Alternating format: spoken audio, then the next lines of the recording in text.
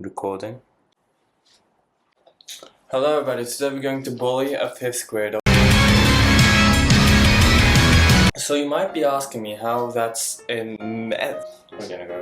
So you might be asking me how that's a morally and ethically correct thing to do, and my response is I wrote this book, so it's totally fine. So back in 5th grade we had an English assignment. English is not my main language. I think I procrastinated for like 3 months, as per usual. And I didn't know that we needed to write about a topic. So I just wrote about what I was interested in, I guess, and I wrote about Chernobyl. Now let's start criticizing this beautiful work of art by starting with the cover. Now you might not be able to tell by this beautiful cover design that certainly has a lot of personality. This is a horror book. And for some reason here in the corner of it, it's written my name, and I also wrote Canon written. Canon, like the camera brand. I don't know what that means. You don't ask me. But if you have any ideas about what that could mean, then add them to the comments so that I can get engagement. Anyway, let's get into the book. Mike, wake up for school again.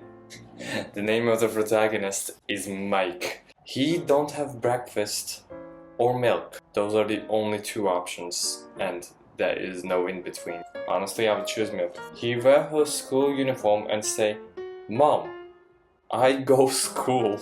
Now one thing that you might have noticed is this is a very progressive book. Mike uses he, her pronouns. Maybe he was just an avid fan of Michael Jackson. Anyway, and go to the outdoor. He opened the door and wear her shoes and start to go school. Everything is good that time, but he don't know what is happened after only 5 hours later. Okay, so this is some subtle foreshadowing, which is kudos to 5th grade me. I really knew how to hook people into my story. That's a good day, says Mike. That's us singing Flowers Are Bloomin'. Undertale reference? But something's wrong. I can feel it. Only 10 minutes later, he reached the school.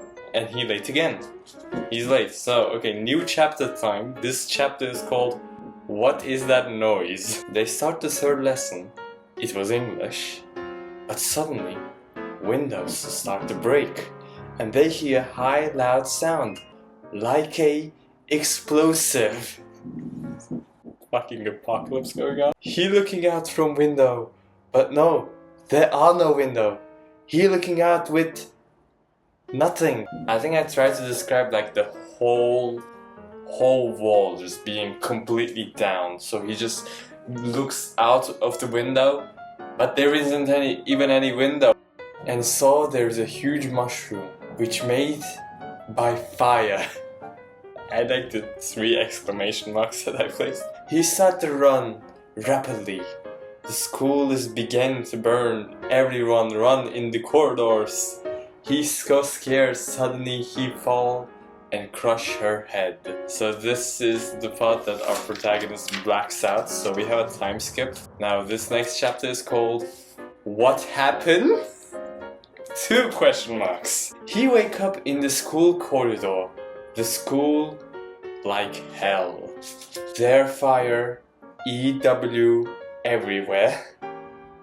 But he thinks once about her family. So, if you didn't know, Fast and Furious invented families. Before Fast and Furious, there were no families. If you read this book, which was written in 5th grade me, so that's like 2017, 2016, I think.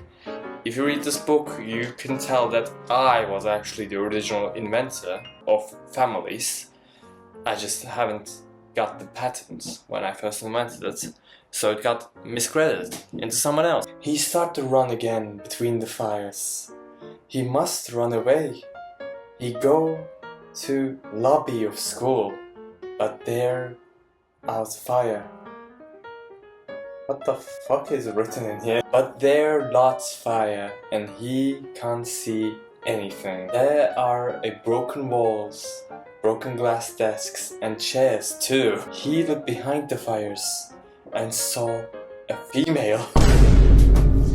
He saw a female. Female come there, but it don't look like a human. Suddenly, Mike see her face.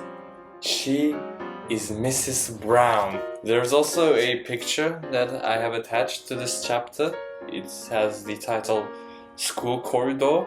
I think I got this picture from an actual horror book, so I butchered an horror book to make this a better horror book.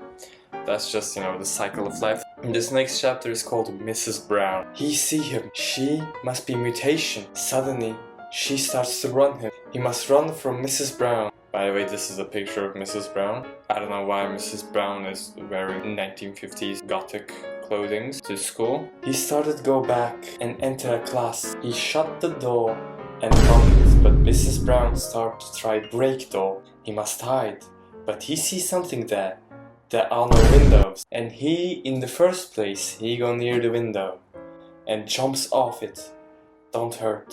He starts to run like a horse. Only the finest metaphors for my 5th grade school project. And he come to house in 6 minutes. But you see, there are nothing. No house. Only fire like hell. Then saw her mom's glasses on the floor. He jumps off the fucking building and runs to his house with his broken leg or something, I don't know, in 6 minutes. I don't know why I specified 6 minutes. Maybe he was entering the speedrun.com category for running away from Mrs. Brown. Let's go to the next chapter, which is called Safe. He can't lose time. He starts to run to the sea. There's a big explosion, there's like mutants everywhere. His first instinct is to run to the sea.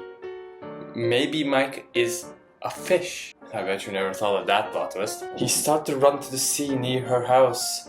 Okay, I think I meant Mike's father is a fisherman and has 3 boats. Suddenly, he sees someone in the sea. There are 3 boats with humans.